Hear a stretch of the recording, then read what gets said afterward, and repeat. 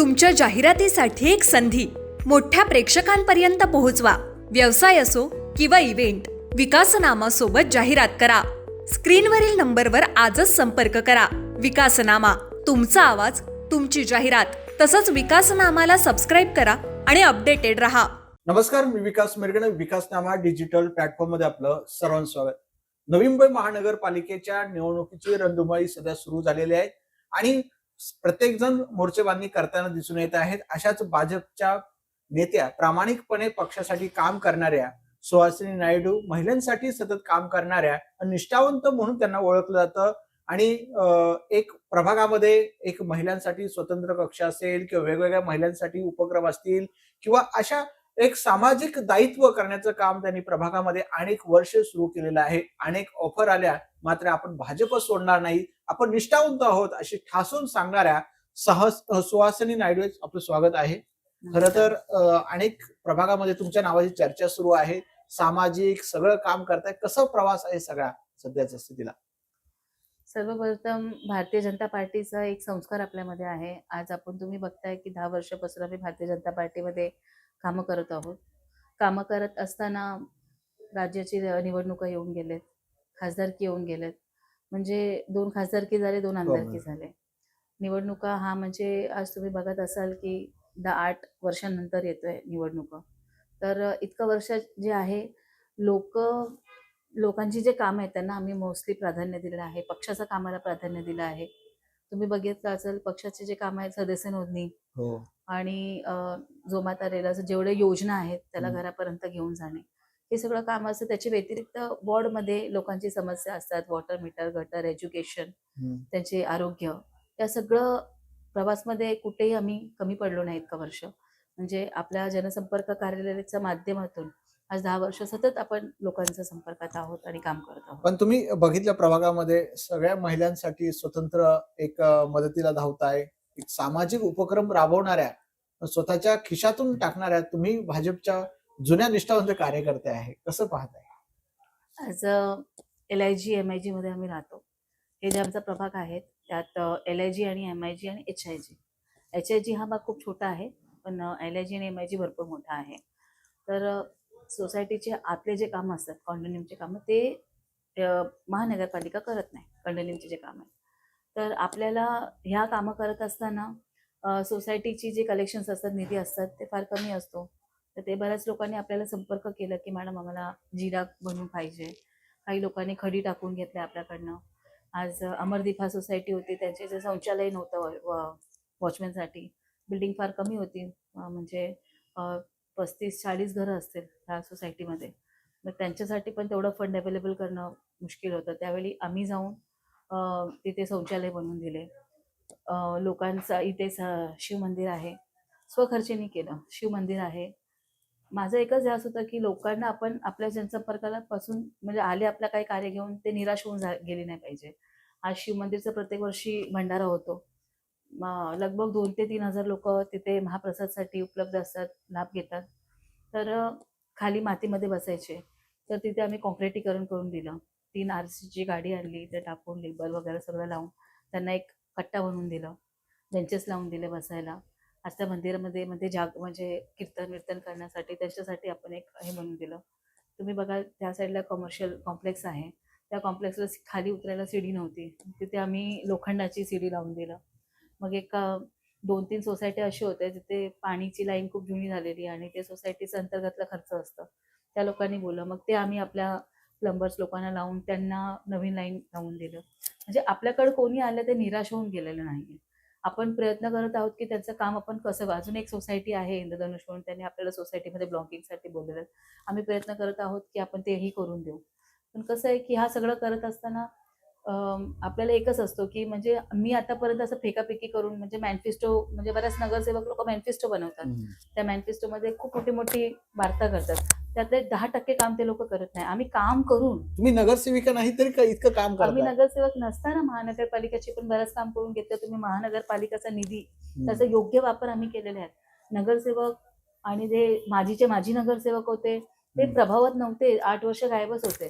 Covid काळात ज्यावेळी लोकांना अत्यंत गरज होती, म्हणजे हा असा वेळ होता ना की त्यामध्ये आपल्याला माहिती नव्हतं की किती लोक वाचणार आहेत, किती लोक हो. जिवंत राहणार आहे, कोणालाच माहिती नाही. हम्म. अशा वेळी सगळे आपला आपला जीव वाचून जाऊन फार्महाऊसवर बसलेले, काही गावी जाऊन बसलेले. माझे नगरसेवक गावी होते, माझे नगरसेवक फार्म हाऊसला होते. अत्यंत म्हणजे म्हणजे असं प्रभागात त्यांना काही पडली नव्हती ना, पडली आता आलेत. नव्हती. त्यांना माहितीये नोटा टाका आणि इलेक्शन करा. हा. त्यांना प्राधान्य दिलेत, मी कामाला प्राधान्य दिलेत. हम्म. मी आज लोकांना पण हेच बोलू इच्छिते हम्म. की आज तुम्ही हे विचार करा की तुमच्या सुखात आणि दुःखात कोण आहे, हम्म. तुमच्या घरी काय घटना घडली. आता बऱ्याच मी आज या सोसायटीमध्ये LIG मध्ये आताच हल्लीमध्ये 4 ते 5 सुसाईड केसेस झाले.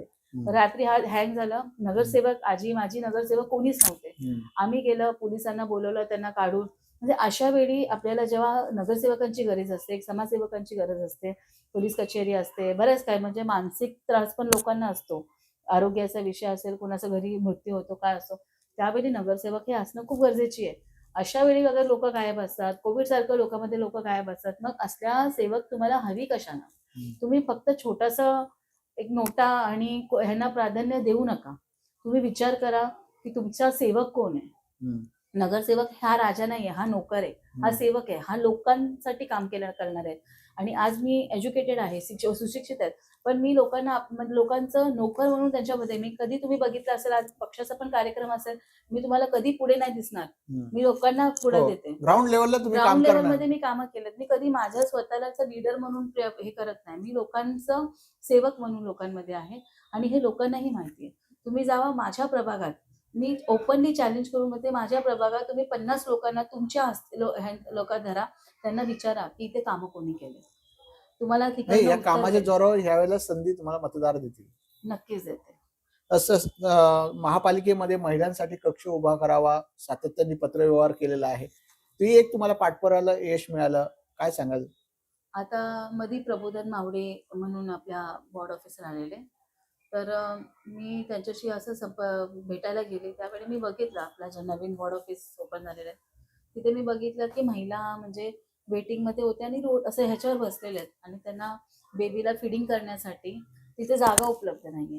तर अत्यंत म्हणजे महानगरपालिका इतकं डेव्हलप झालेले आहेत, सर्वात मोठी महानगरपालिका, सर्वात श्रीमंत म्हणतो महानगरपालिका म्हणून आपली महानगरपालिका आहे. हम्म. पण त्यांना हे सुविधा जे मोठी गरज असते महिलांसाठी हम्म. ते नव्हते तिथे. तर हे मला बाब असं वाटलं की मी सरांशी बोलू. तर मी वॉर्ड ऑफिसरांना बोलली हा विषय. सर बोलले अत्यंत मोठा तुम्ही विषय घेतलेला आहे, ह्याची गरज पण आहे आपल्याला. मग आम्ही काय केलं की मी पत्रव्यवहार केलं की फक्त नेरूळ शातिका म्हणजे आपल्याला पूर्ण नव्या मुंबईमध्ये हा विषय आहे का, बऱ्याच UHP पण आहे जिथे तुम्ही बघाल की बेबीसाठी हिरकणी कक्ष नाहीयेत. मग मी पत्रव्यवहार केला की हिरकणी कक्ष असावी महिलांसाठी, जिथे आपण रेस्ट करू शकतो. कारण की हे सगळं जे शासकीय काम आहेत, आपण जातो तिथे वेटिंगमध्ये बराच वेळ राहायला लागतो, 2 तास 3 तास तिथे वेटिंगमध्ये राहायला लागतो. त्यावेळी प्रेग्नेंट वुमेन असेल किंवा बेबी असेल लहान, त्यांना एक सुविधा आपण दिला पाहिजे. त्याच्यासाठी पण हा विषय आपण जोमाने घेतलेला आणि त्यासाठी मी अत्यंत कैलास शिंदेजी यांचा मनपूर्वक आभार व्यक्त करेन, श्री शारदवाडीचा आभार व्यक्त करेन. त्यांनी आपल्या पत्राचं दक्षता घेऊन त्यांनी लगेच हे काम करून घेतलं. ओके. तुम्हाला आव्हान वाटतंय कामाच्या जोरावर आता एवढेच कामं सांगितले महिलांसाठी असतील किंवा प्रभागामध्ये, इथलं आव्हान वाटत नाही का तुम्हाला? बघा आमच्या प्रभागामध्ये आता लोक म्हणजे तुम्ही स्वतः बघा, नाराजगी आहे लोकांच्या मनात. कारण की आपण 10 वर्ष तुम्ही ह्याचा 15 वर्ष पण लोक होते नगरसेवक होते, त्याच्या 15 वर्ष पण लोक नगरसेवक होते. त्यावेळी तुम्ही बघितलं असाल की या प्रभागात कोणतंच इन्फ्रास्ट्रक्चर नव्हतं. म्हणजे तुम्ही बघायला गेलं ना, फक्त 2 छोटे छोटे गार्डन्स आहेत आणि ते स्मशानभूमी आहे. तिथे फक्त लोकांना मेल्यानंतर जाळवायची सुविधा आहे. त्याच्या व्यतिरिक्त काही नाही. लहान मुलांसाठी स्पोर्ट्स कॉम्प्लेक्स नाही, आरोग्यासाठी काही नाही, ज्येष्ठ लोकांसाठी काही नाही, त्यांना बसण्यासाठी काही सुविधा नाही. तर मंदाताई यांच्या निधीतून सुरक्षा नाहीये. म्हणजे बाहेर निघालं चोऱ्या, ऑटो रिक्षा ठेवलं त्याची चोऱ्या, बायका बाहेर निघाले तर चोऱ्या. तर ते दक्षता घेऊन आम्ही कॅमेरा लावून घेतला आमदार निधीतून. त्यानंतर ज्येष्ठ विरंगुळा केंद्र बनवून घेतलं. त्यानंतर सोलार हायमास लावून घेतलं, ओपन जिम लावून घेतलं. हे सगळं जे लोकांना लागणारी वस्तू होती छोटी छोटी. कसं आता माझ्याकडे काय असं शासकीय पद नाहीये, मी काही नगरसेवक नाही, माझ्याकडे निधी नाही, तरी पण मी महानगरपालिकेच्या माध्यमातून छोटे छोटे निधी घेऊन गझिबो बनवून घेतलेला आहे. सेक्टर 4ला, सेक्टर 2ला पण. आता आमदार मंदाताई म्हात्रे यांना आम्ही पत्र दिलेलं आहे, त्याचंही आपल्याला पत्र भेटलेलं आहे की ते निधी देणार आहेत आपल्याला. सेक्टर 2मध्ये परत एक ज्येष्ठ विरंगुळा केंद्र बनणार आहे. आपल्याला कामाला प्राधान्य आपण दिलेलं आहे. महानगरपालिकाच्या निधीतून आणि आमदार मंदाताई यांच्या निधीतून आतापर्यंत काम केलेलं आहे. भरपूर काम आपण आपल्या माध्यमातून झालेलं आहे. पुढे काय करायचं असं विजन मतदारांना काय पुढे ठरवलंय काय प्रभागासाठी हे बाबा हे करायचं हे प्लॅनिंग ठरवलेलं आहे मी. बघा, आजच्या डेटमध्ये तुम्ही बघाल फूड, क्लोथिंग अँड शेल्टर हा लोकांची बेसिक नीड आहे. तर आणि हेल्थ हा सर्वात जास्त मोठं प्राधान्य आहे. तर हेल्थसाठी आपल्याला एक मोठं हेल्थ सेंटर आपल्या प्रभागात हवी आहे. ज्याने आज तुम्ही बघाल सेक्टर 4 हा जे प्रभाग आहे तुम्ही बघाल सगळं सिनियर सिटीजन्स आहेत. LIG, HIG, MIG तुम्ही बघाल जुईनगरचे पण सगळं प्रभाग बघाल 1 BHK सोसायटी जास्त आहे, म्हणजे ते सगळे MIG एरिया आहेत. तिथे पण लोकांना हॉस्पिटल हा खूप मोठं चॅलेंजेस आहेत. म्हणजे छोटा पण काही आरोग्यासाठी आलं तर ते खूप असं म्हणजे आणि बऱ्याच योजनामध्ये कलेक्ट होत नाही, बसत नाही. तर आज बऱ्याच योजना आहेत. आपल्या मुख्यमंत्री सहायता निधी आहे, राजीव गांधी योजना आहे, त्याच्या माध्यमातून आपण ट्रीटमेंट देत आहोत लोकांना. तरी सुद्धा काही विषय जसं की आता निमोनिया झाला, मी जाऊन ऍडमिट झाली, तर त्याच्यासाठी म्हणजे असं छोट्यासाठी UHP असणं हा गरजेचे आहे, जे आपल्या प्रभागामध्ये घेणं हा अत्यंत गरजेचे आहे. आणि दुसरं आता मुलांचं जनरेशन हा खूप मोठा स्तरावर जात आहे. कॉम्पिटिशन हा वाढलेली आहे. एज्युकेशन सहित एक्स्ट्रा करिक्युलर ऍक्टिव्हिटीज असणंही गरजेची आहे. फक्त आज एज्युकेशनला प्राधान्य नाही आहे, मुलांचा ऍक्टिव्हनेस पण हवी आहे. त्यांना डान्स असो, फुटबॉल असो, क्रिकेट असो, या सगळ्यांमध्ये पण फिटनेससाठी पण, कारण की आजकाल मुलं फक्त मोबाईल मर्यादित राहिलेले आहेत. त्यांना गार्डन्स नाही आहेत, काही नाही आहे. तुम्ही बघाल सगळं गार्डन्स, सगळं जागा आज तुम्ही बघितलं सिडकोचं काय कारभारी चाललंय, सगळं विकत बिल्डरांना विकलं गेलंय. तर या सगळ्यांमध्ये आपण आपल्या प्रभागात नगरसेवकांचा एक रिस्पॉन्सिबिलिटी असली पाहिजे की आपण त्यांना त्यांच्यासाठी काहीतरी एक दायित्व असलं पाहिजे की आपण त्यांना काहीतरी उपलब्ध करून द्यावे. तर माझी एक हेतू आहे की माझ्या ऑफिस समोरच जे जागा आहे STPचं जागा, ते STP बंद होऊन पुढे शिफ्ट झालेलं आहे. मग बराच तिथे अतिक्रमण होत आहे आणि स्मशानभूमीला मध्ये दिलेलं धनगर समाजचे जे जागा आहे ते. तर आमचं एकच म्हणणं होतं, हिंदू, मुस्लिम आणि ख्रिश्चन्स यांचा वेगळं दिलेलं आहे स्मशानभूमी. आता हे जे 1.5 एकर ते 2 एकरचं जागा आहे ते आम्हाला स्पोर्ट्स कॉम्प्लेक्ससाठी राखीव करावी. त्यासाठी महानगरपालिकामध्ये DP प्लॅनमध्ये आम्ही वर्कआउट केलेलं. मी आणि माझ्यासोबत आमचे घाटे सर होते, विजय घाटे सर, जे आपल्या पक्षाचे महामंत्री आहेत. त्यांचं मार्गदर्शनाखाली मी हे जे विषय आहे DPचं ते आपल्या पालिकापर्यंत घेऊन गेली आणि त्याच्यानंतर हिअरिंग झाली. हिअरिंगमध्ये हा प्रस्ताव झाला आणि आपण स्पोर्ट्स कॉम्प्लेक्स हे वास्तविक आज आपण घेऊन आलेलो आहोत. त्याची राखीव रिझर्वेशन झालेली आहेत. त्याच्यासाठी निधी ते फॉलोअप करून आज 15 वर्ष याच्या आधी नगरसेविका होती, ते बोलत राहिली की मी ते फायर ब्रिगेड बनवणार. त्यांनी अजून बनवून नाही दिलं. त्यानंतर आता नगरसेवक येऊन गेले, त्याचे कार्यकाल संपले, त्या कार्यकालमध्ये पण काही काम करू शकले नाही. ऍडिशनल जे कार्यकाल भेटलेलं त्यामध्ये पण ते करू शकले नाही. मी शब्द देते की माझ्या या कार्यकालमध्ये स्पोर्ट्स कॉम्प्लेक्स आणि आरोग्यासाठी जे आपण UHP आहे त्या दोघं, आणि आज इथे सुरक्षता म्हटलं की खूप मोठा चॅलेंज झालेला आहे. आता तुम्ही बघितलं असेल मध्ये आनंदवनमध्ये पण चोऱ्या झालेल्या, शांती निकेतनमध्ये, LIG मध्ये तर दिनदहाड चोऱ्या असतात. तिथे कॅमेराची हे नाही आहे सोसायटीच्या अंतर्गत. तर माझी एक आहे की इथे भीट चौकी जे आहेत इथे गरज आहे, कारण की त्याच्यावर पण आमचं फॉलोअप चाललेलं आहे.